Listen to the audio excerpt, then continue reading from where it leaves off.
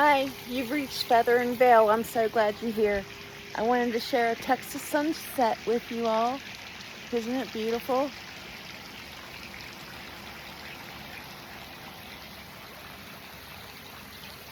So pretty. Alright, let me get out of the way so you can really enjoy the view. Beautiful. Okay. I'm so glad you're here. So today I'm going to be talking about chapter 8, Not Crazy, Just Returning to the Knowing That Never Left Me. Let's begin. Okay, so one day my husband and my children and I decided we were going to go to the mall. And we could take either a highway or a two-lane highway. An interstate or two-lane highway, I'm sorry. So we decide he's going to drive and he's going to take the two-lane, which is 55 miles per hour and has a lot of blind curves and goes over a lot of rolling hills. So we'll be bopping down the road, and all of a sudden I feel and see this deer jump off an embankment right in front of the car in the middle of the road. I put my hands on the dashboard, put my feet up and yell, "Stop the car, stop the car!" And my husband immediately stops the car in the middle of this two-lane road, right in front of a blind curve. Now mind you, it's not safe to stop in the middle of the road on this, not safe to stop in the middle of the road in this section of the area we were at. Anyway, first I thought he wasn't going to stop, but he stopped and he looked over and he looked really confused. But he heard the panic in my voice, so he immediately stopped and he's like, "What's for? What for? What's going on?" And I was like, "Deer, deer." And he's like, "Deer? What deer? What are you talking about? There's no deer here." And we're both, all four of us, right, are looking in front of our car for the deer that I know I saw. Well, I shake it off and I'm mumbling to myself, "My God, I'm crazy. I've got to go get a psych evaluation. I've lost it." He pushes the gas pedal, gets to about, 10, 15 mile an hour maybe. We get around that blind curve and guess what? Bam! That deer jumps off the embankment right in front of our car, and we all freeze and we all make eye contact. And the deer just stands there staring at us while we're staring at it. And then it springs to the other side of the road and disappears into the woods. And we all talked about that for weeks after that happened. And another incident that happened with me and my husband, we're coming off a side road, getting ready to get on the interstate. And the interstate, that part that we're getting onto, is known as Talbot Mountain. And this is in the winter. Now mind you, my husband knows I'm a little bit terrified of coming down that mountain. I ain't too scared going up it, but coming down it, there's a deep drop off and there is so much ice. We traveled that road every morning and every evening for work. So we know, I know, he knows. He also knows how terrified I am, so he likes to mess with me. So we pull out onto the interstate going westbound.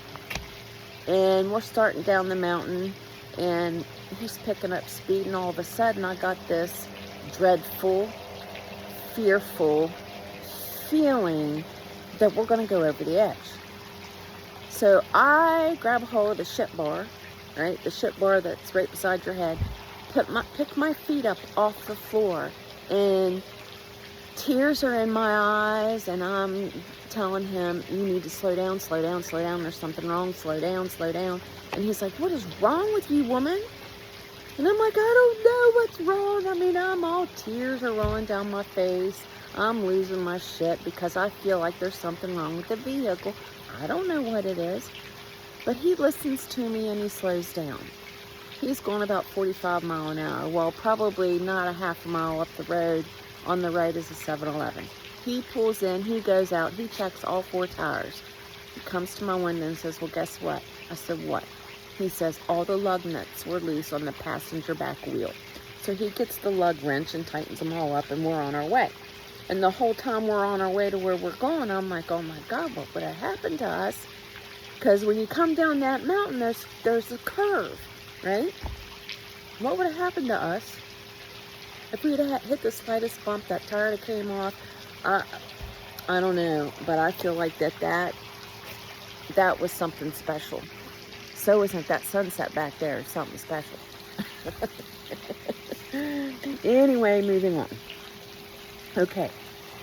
By 2006, all of these coincidences had stacked up like stones on a riverbank. Something was shifting again.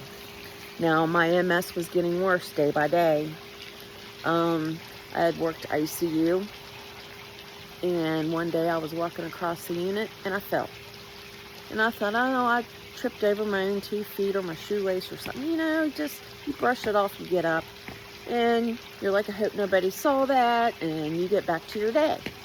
Well, I get not, 10, 20 feet, I fall again. And then I fall again, and then I fall again. Well, I ended up having a really bad relapse with my MS. My left eye went paralyzed again. This time my bladder wasn't working properly. My speech was really slurred, and I couldn't walk. I ended up, after this healing phase with this, I ended up being in bilateral AFOs for severe clonus. Now, for y'all who don't know anything about clonus, it's when you take a step and you go to come off of your toes and you just start bouncing. Your foot just starts bouncing. So they put me in AFOs to keep my leg at an L shape, right? Is that 90 degrees? Keep it at an L shape so my ankle won't go up and down. Okay. Anyway, I was admitted to the ICU, and I got too much IV corticosteroids and had a grand mal seizure, so I got transferred to Pittsburgh neurology department. And while I was there, I told the neurologist everything that all this crazy spiritual intuition, visions, voices, I was telling him all this stuff and said, look, I feel like I'm crazy. I need a psych consult. So they done a psych consult because I thought I was losing my ever-loving mind. So psychology comes in the next day, and I explained to them everything that's been going on since I can remember.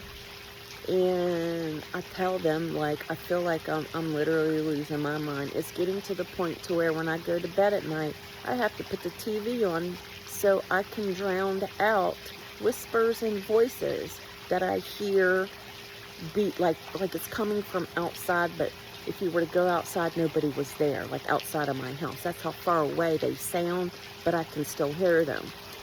These flashes of light, these weird feelings. I've been getting this real bad anxiety going out in public, okay? All this stuff. So they done the psych consult, 6 hours of testing, okay? Name as many mammals as you can in 60 seconds. Go. Flashcards, all different types of flashcards, ink blot tests, MRI, CT scans, blood work, detailed family history. There was a bunch of other psych tests that has to do with a pegboard and, what was it? I don't remember, but there was another test. It was 6 hours long regardless. So here I am crying the rest of that evening because I don't have an answer if I'm crazy or not. And if it's schizophrenia or something, you know, I'm thinking, oh, it can be treated. I'll just need medication or therapy or something. It'll be all right. Well, the next day, see, the students, they had students there. The students done all the testing and took the results back to the psychiatrist or psychologist or whoever he was.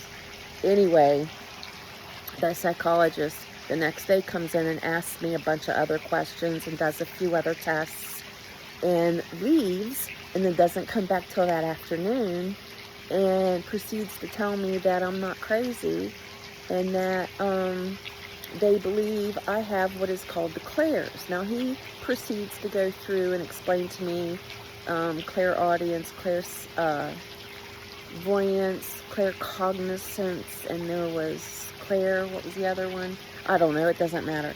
But he said that that's what they believe I have, and that there's not a whole lot of scientific research on them yet, but it's a phenomena, is what he called it, a phenomena, but it's a real thing. Science just hasn't caught up, or something like that. And I said, so I'm not crazy? And he said, no, you are far from it. And he showed me the paper, which I have my medical records I got, that showed that I had positive visions, and that there was no psychosis, and what was the other word he used?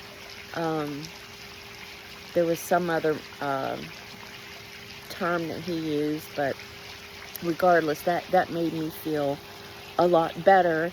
And I'm like, so where do I go from here? And he's like, I don't know. He's like, you're going to have to do some soul searching, or find a church or something that can help you, or get with a counselor, somebody who's open-minded, because a lot of people think that this is hogwash, blah, blah, blah, you know. So, okay, at least I had a diagnosis, right? At least I had something to prove that, okay, I am sane. My husband may not think so. But hey. Listen, sometimes life whispers, sometimes it shouts. And then there are moments like this when it stands still, stares you in the face, and dares you to deny what you already know in your bones. That day on the road, I didn't see the deer at first. I felt it. I knew it was there before it arrived, just like I've known so many things I couldn't explain. And then it finally emerged from the embankment, locking eyes with me in the silence that felt unholy. I understood something that hadn't been ready to accept until then. This wasn't coincidence, this was guidance. The white-tailed deer has shown up for me more than once, always when I needed a sign, a pause, a breath. It's just not an animal anymore, it's a messenger, a quiet, watchful presence that reminded me to stay alert, to stay grounded, to pay attention, especially when the path ahead is shifting. In many traditions, the deer is a symbol of gentleness, intuition, and spiritual sensitivity. And yet it also forages and survives, just like I have. That moment in the middle of the road wasn't about seeing the deer. It was about recognizing what it represented. A warning? Maybe. A reassurance? Definitely. But also a message that I wasn't walking blindly in this world. There was something, someone, somewhere walking with me, watching, whispering, waiting for me to trust it. With the second vision came the tires. The voice urged me to slow down. There was no deer this time. It was just knowing, pulling at me like a tide I couldn't resist. And again, it was right. The lug nuts were loose. My body trembled at the thought of what could have happened if I hadn't listened. These weren't just intuitive hits. They were acts of divine protection. But even protection doesn't spare you from loss, right? So after 2006, my body decided to betray me more quickly than I could heal it. Another eye paralysis, like I said, seizure, slurred speech. Finally, the neurologist tells me words I do not want to hear. You need to stop working. You need to file for disability. I'd always thought that nursing was my calling, my purpose, my reason for surviving everything, and suddenly that identity was ripped away from me. I grieved it like a death. But something else was being born. I didn't know how to make sense of what I was seeing. Sparkles of light dancing at night, whispers at the edge of sleep, strangers who poured their souls out to me in the grocery store aisle. I tried to drown it out with the television and distractions, anything to keep me from feeling like I was unraveling. But that unraveling is where the truth was. And then came Pittsburgh, the hours of testing, the evaluations, the long-awaited answers. You have clairvoyance, clairaudience, clairsentience, claircognizance. It wasn't a diagnosis, it was a language, a naming, a holy confirmation that everything that I had experienced, from childhood dreams to the voices to the floating silver cord, was real. I wasn't broken, I wasn't hallucinating, I was tuned in. So I hope you enjoyed this chapter. It's a beautiful evening here. I'm going to walk around so you can see some more of this gorgeous sunset.